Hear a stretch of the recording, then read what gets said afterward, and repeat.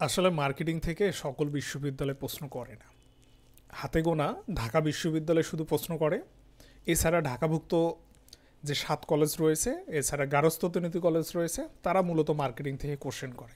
এর বাইরে public university আলাদা করে কখনো মার্কেটিং সাবজেক্টের ওপর আলাদাভাবে পরীক্ষা নেয়নি। তবে হ্যাঁ, এর মধ্যে একটা বিশ্ববিদ্যালয় আছে যেটা হলো বরিশাল বিশ্ববিদ্যালয়, তারা মূলত নিত। তো তারা যেহেতু ঢাকা বিশ্ববিদ্যালয়কে অলমোস্ট কপি করতো, তো স্বাভাবিকভাবে দেখা যাচ্ছে যে ঢাকা বিশ্ববিদ্যালয় অনুরূপ তারাও মার্কেটিং সাবজেক্টে পরীক্ষা কিন্তু কয়েক বছর নিয়েছে। এরপর তো গুচ্ছভুক্ত বিশ্ববিদ্যালয় অধিভুক্ত হয়েছে তারা, স্বাভাবিকভাবে আর কোনো বিশ্ববিদ্যালয় নেই যেখানে মার্কেটিং থেকে কোশ্চেন করা হয়। তো সব মিলিয়ে আমরা ঢাকা বিশ্ববিদ্যালয়ের চার্ট অ্যানালাইসিস দেখেছি পূর্ববর্তী ক্লাসে।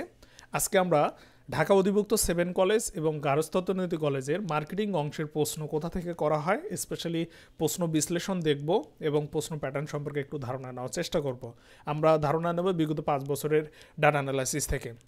এবং মজার গুরুত্বপূর্ণ বিষয় হচ্ছে এই ডাটা অ্যানালাইসিসগুলো মূলত সচরাচর আর পাওয়া যাচ্ছে না। অর্থাৎ 7 কলেজ এবং আমাদের হচ্ছে 7 কলেজ, গার্হস্থ্যনীতি কলেজ, এই কয়েকটা কলেজের ডাটাগুলো প্রায় নেই, যেগুলো আমার সংগ্রহে ছিল, যেগুলো আমি তোমাদের শিক্ষার্থীদের দেখানোর ব্যবস্থা করে দিতেছি। এই ছিল হচ্ছে ঢাকা বিশ্ববিদ্যালয়ের চার্ট অ্যানালাইসিসটা। তোমাদের একটু ল্যান্ডস্কেপ করে দেখবা, যেটা আমি গত ক্লাসে দেখিয়েছি, এখন আমি ওয়ার্ড ফাইল থেকে দেখাচ্ছি। তো ঢাকা বিশ্ববিদ্যালয়ের এটা হচ্ছে 7 কলেজের চার্ট অ্যানালাইসিসটা অবশ্য বের হয়েছে। এই যে দেখো 7 কলেজের চার্ট অ্যানালাইসিস এটা। তাহলে বিগত 5 বছরের চার্ট অ্যানালাইসিস এখানে দেওয়া আছে এবং এখানে 7 কলেজেরও 3 বছরের চার্ট অ্যানালাইসিস আছে।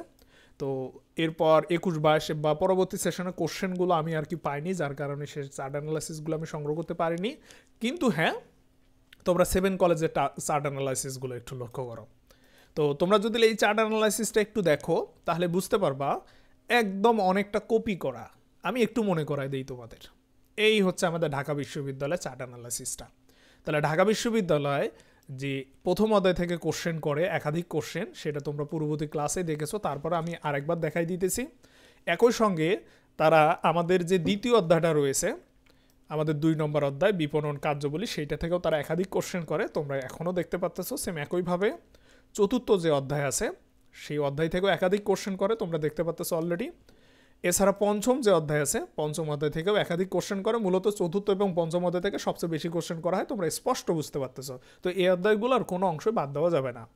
এছাড়া অষ্টম অধ্যায়ের কথা আমি পূর্ববর্তী ক্লাসে বলেছিলাম, এই হচ্ছে অষ্টম অধ্যায়, যেটা থেকে এখন পর্যন্ত মানে বিগত 2 বছর ধরে কোশ্চেন করতেছে না। স্বাভাবিকভাবে আমরা যখন সাজেশন ক্লাস নেবো তখন বলেই দিব যে 2023-24 সেশনে কোন কোন জায়গা থেকে কোশ্চেন আসতেছে। এছাড়া পরবর্তী সেশনে যদি আমার ভিডিও করার সুযোগ হয়, যেহেতু আমি ফার্মে জয়েন করবো, ব্যস্ত থাকবো, জানি না ভিডিও তৈরি করতে পারবো কি না, তবে সকল ছেলেমেয়েদের এতটুকু বলতে চাই যে তোমরা এই ভিডিওগুলো দেখবা।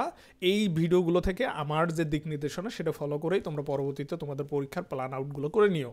একই জায়গা এভাবেই মূলত ধারাবাহিকভাবে কোশ্চেন করা হবে যতদিন পর্যন্ত এই সিলেবাস থাকবে, এবং এটা সর্বশেষ পর্যন্ত আর কি যতদিন সিলেবাসগুলো থাকবে। তো সব মিলিয়ে আমরা কিন্তু বলতে পারবো যে এই পরবর্তীতে অর্থাৎ 23-24 সেশনে কোন কোন অধ্যায় থেকে কোশ্চেন আসতেছে। তো সেই ধরনের দিক নির্দেশনাগুলো আমি পরবর্তী সাজেশন ক্লাসে তোমাদের জানানোর চেষ্টা করব। তো তোমরা অ্যাটলিস্ট এই জিনিসটা বুঝতে পারতেছো যে যে যে অধ্যায়গুলো আমাদের ঢাকা বিশ্ববিদ্যালয় কোশ্চেন করতো, এবং বাকি ফার্স্ট পেপার থেকে কোশ্চেন কিন্তু করতো না ঢাকা বিশ্ববিদ্যালয়। তো যে যে অধ্যায়গুলো তোমরা একটু স্ন্যাপশট নিয়ে নাও, অথবা স্ক্রিনশট নিয়ে রাখো, অথবা টিউটোরিয়াল বইটা আমাদের সংগ্রহ করো, তাহলেই পাবা। তো এখানে দেখো ওই সেম অধ্যায়গুলো, ওই প্রথম অধ্যায়, ওই তৃতীয় অধ্যায়, চতুর্থ অধ্যায়, পঞ্চম অধ্যায় এবং অষ্টম অধ্যায় থেকেই মূলত 7 কলেজ এবং গার্হস্থ্যনীতি কলেজ সবচেয়ে বেশি কোশ্চেন করতেছে। মানে ঢাকা বিশ্ববিদ্যালয়ের টিচাররাই যেহেতু কোশ্চেন করতেছে, স্বাভাবিকভাবে ঢাকা বিশ্ববিদ্যালয় আদলেই তারা কোশ্চেন করতেছে। তবে হ্যাঁ, একটু ব্যতিক্রম লক্ষ্য করা গেছে।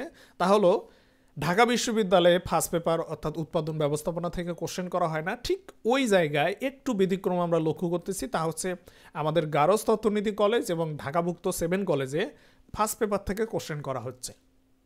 এবং এই যে সিস্টেমটা, এই যে মেকানিজমটা, এই মেকানিজম বা এই প্ল্যান আউটেই মূলত ঢাকা বিশ্ববিদ্যালয়ে চাইলেই কিন্তু কোশ্চেন করতে পারে। মানে আমি যেটা তোমাদের বলতে চাচ্ছি, যেহেতু তোমরা ছেলেমেয়েরা এইচএসসিতে উৎপাদন ব্যবস্থাপনা প্রথম পত্র পড়ে আসো, একই সঙ্গে পরবর্তীতে সেকেন্ড পেপার মার্কেটিং বা বিপণন পড়ো, তো অলমোস্ট সব কোশ্চেন মার্কেটিং থেকেই করা হয়। তো বিশ্ববিদ্যালয়ের স্যাররা যদি চায়, তো আমাদের প্রথম পত্র থেকেই মিনিমাম 2 থেকে 3টা অথবা 5টা কোশ্চেন করা যেতে পারে।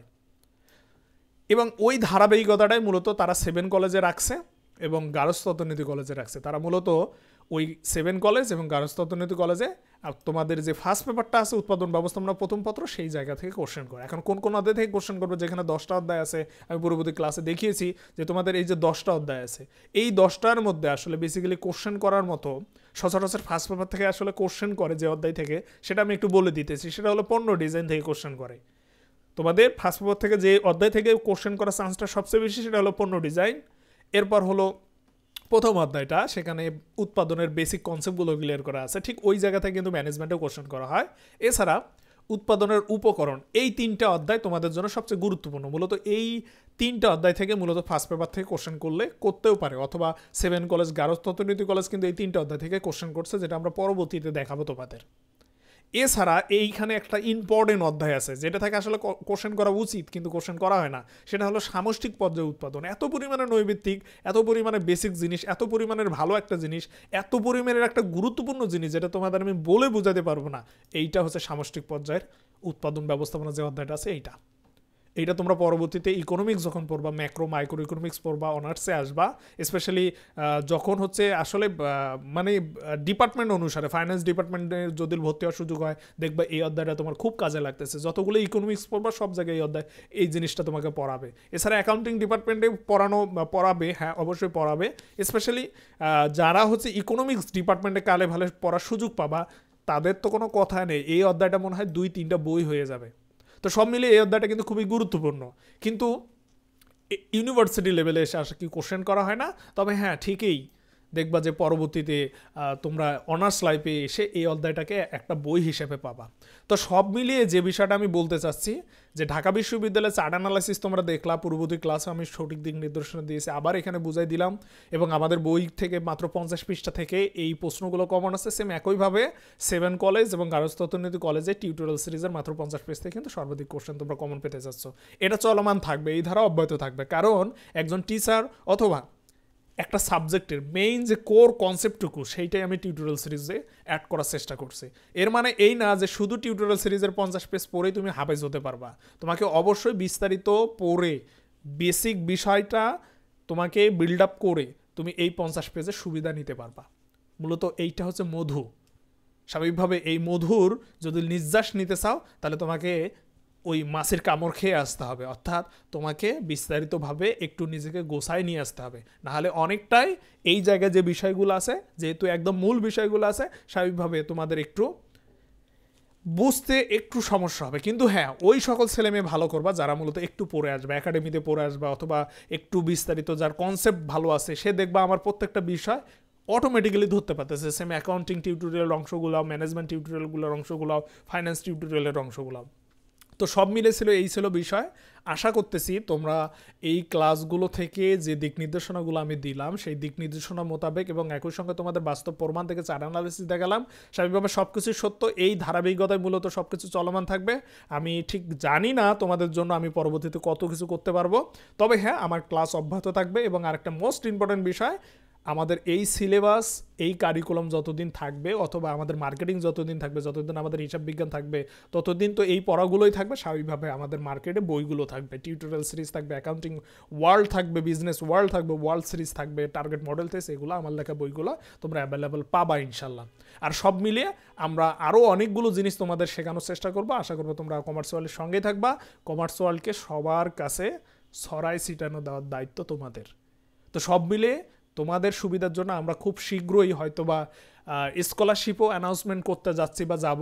তো সব মিলিয়ে সবারই একটা কোঅপারেশন বা সবারই একটা সহযোগিতা দরকার। এই সহযোগিতা এবং কোঅপারেশন পাওয়ার আশাবাদ ব্যক্ত করে এখানে শেষ করছি। আল্লাহ হাফেজ।